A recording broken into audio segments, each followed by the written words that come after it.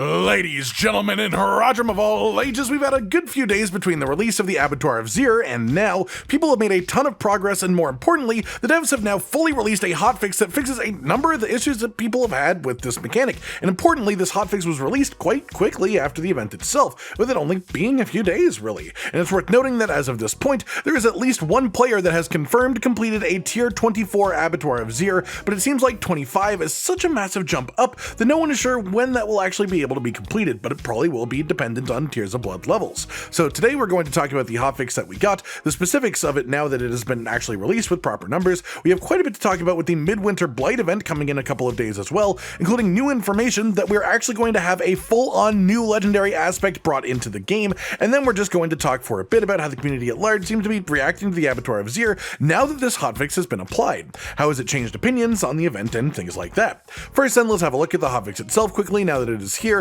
and the main thing that we get is fully shown numbers on how the Glyph experience rewards have changed for the Abattoir of Zir. Tier 1 is the same, completely unchanged. Tier 5 is up from 1800 to 2800, which is honestly still a pretty major bump, but then it gets exponentially more so that you can actually be properly rewarded, notably for pushing higher tiers, with Tier 10 being almost triple the old number, and Tier 20 being around 6 times as much as it was before. Honestly, it just makes me wonder how they came up with the original numbers in the first place, because clearly the original numbers were very far off what they should have been, because they've put in this significant of a change to the actual amount that we get without any actual complaints about it. They're happy to make these changes because they realize maybe it should be a bit closer to what they are now. But hey, it is a lot better now, so it's hard to be completely upset about it at this point, and it doesn't fill the slot of an actual reward for, pushing, but we still don't get guaranteed 925 gear at any point in this. There's no heightened chance of Uber Uniques. It's not an alternate way to get Duriel mats, which, by the way, is something that I saw someone say that I think would have been really smart for them to do,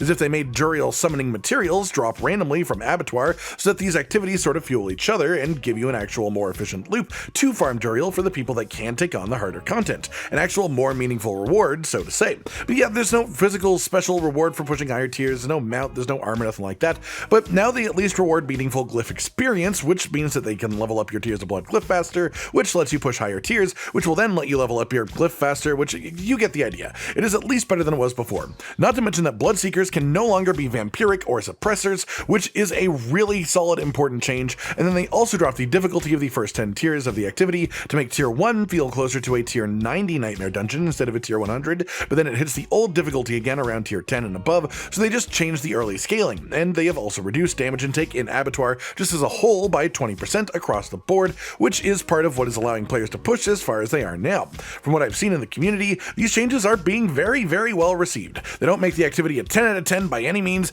but they bring it to more of a nice acceptable 6 or 7 for a first attempt at making something this ultra endgame, the hardest thing that they've added to the game so far. The friendlier scaling on earlier tiers is letting people actually take part in it, the event who just never could take part in this Abattoir before, especially those who play off-meta builds, actually now getting to complete a tier, and it lets them have access to the Tears of Blood Glyph too, which is quite fun to have for them as well. I have no issue with this at all. It is fantastic that they are opening the lower requirement of the activity to more players, as more people getting to enjoy the content is purely a good thing, as well because they've actually left the difficulty of the upper end intact so as to leave the fun around for the ultra tryhards as well. It's the best of both worlds, really. In relation to this as well, we have a fun strat that has popped up on Reddit talking about 4-player split farming in Abattoir of Zir to maximize Glyph experience gained. This obviously will only apply to the people who actively care about this, but for those that it does apply to, it is pretty awesome, so I felt it important to share. 4 players doing Abattoir of Zir by themselves at the same time, one person stops before killing the final enemies to invite the other 3 players, who then get completion credit just for being there at the very end to actually complete the Abattoir there. Then each of those 3 players will have been able to, in that time, complete their own Abattoirs solo as well, assuming similar clear speeds between all 4 people. This means for each of the 3 joining players, they will have completed 2 Abattoirs in the time it would take them normally to complete 1, because they're mooching off of the 4th player. You want to rotate who the person is who takes the bullet and hosts the free bonus completion, and you have a really efficient method brewing as a result. This player tested the numbers on this at Tier 12, being cleared at around 5 minutes on average for them. The Glyph experience is just shy of 18,000 for the completion, and with this rotation strat, each player gets about 7 completions every 20 minutes at that speed, and a total of 125,300 Glyph experience at that tier, for an average of just under 6,000 Glyph experience per minute, which gives them just a bit over 18 hours of farming this method to actually reach Tears of Blood level 50, which actually is really not not bad at all, especially in comparison to the old numbers that we had before the hotfix,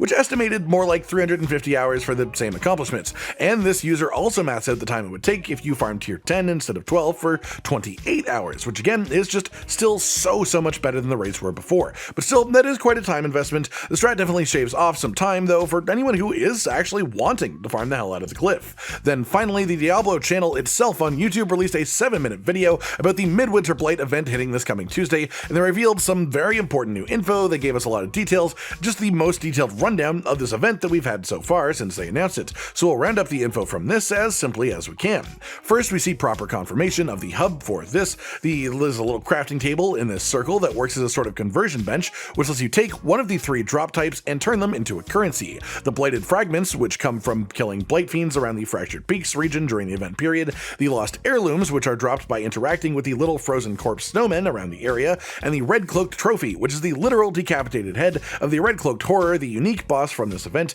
who we now know will spawn specifically as a result of completing the mastery on the new Midwinter Blight specific events, which will function similarly to the open world events that we already have, and will spawn in similar areas to the events that we have currently too. So you'll actually have pretty actively already known farm routes to be able to abuse for this. Exchanging in the items here for Midwinter Proofs will gain you tiers of Midwinter Tribute, which works sort of like the rewards from the Blood Harvest Acclaim, increasing levels that you gain by exchanging more materials in. The rewards for this are some currency interwoven with bags of goodies that you can open, which randomly contain different items, as well as potential drops of Gillian's Brew, the event-specific elixir that gives you 15% bonus maximum life, 15% lucky hit chance increase, and 50% bonus experience gain. The Midwinter Proofs themselves that you exchange for can then be spent with Gillian himself, who will give you all of the various cosmetics from the event in exchange for them, as well as a bag of yellow item drops if you want that, a bag that just has a bunch of gold if you want that, or a brand new offensive aspect that we will only be able to actually get from this event during the Midwinter Blight, the Shard of Dawn. It has now been confirmed that both the elixir and this legendary aspect will be sticking around permanently, so if you like them, you may well want to actually build a bit of a stockpile of each during the event, because they will not drop anymore afterwards. Before this, we were told that Gillian's Brew would only somewhat work outside of Kyovashad, but this video confirms it will just work 100% wherever you use it, which does contradict the old information that we were given,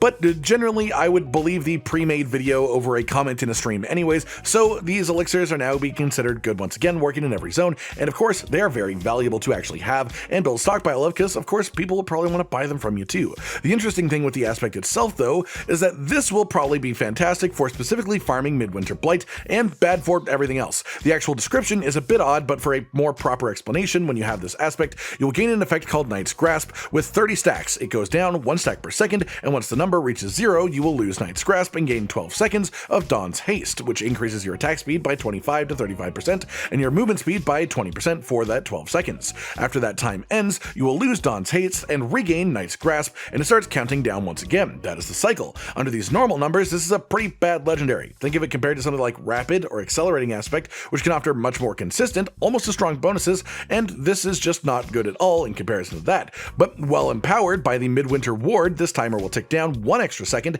every time you kill an enemy, so killing enemies quickly makes Dawn's Haste active more often, making the aspect significantly better as a result. But from what we can tell, this Midwinter Ward empowerment is of course directly tied to the event. It will likely only apply when in the open world in the Midwinter Blight zone of the Fractured Peaks region while this event is active. So this is a new aspect being permanently added to the game, but it probably will not see any use at all outside of the event itself because it's trash without this Midwinter Ward, so unless we are misinterpreting the conditional part of this, it just will not be used outside of the event itself, but is definitely worth using for the event if you want to just play around with it. That just about covers it then, everyone, for now. The actual numbers behind the Glyph experience bonus and the hotfix, as well as the rest of the things that were changed in this too. The actual results that this is seeming to have on general enjoyment of the activity from the community as a whole, a nice strategy from a Reddit user found for boosting Glyph experience farm speed if you are someone who is dedicated to really pumping up that Tears of Blood Glyph, and then all the information summarized down and explained from the 7-minute long deep dive that the devs released on the Midwinter Blight.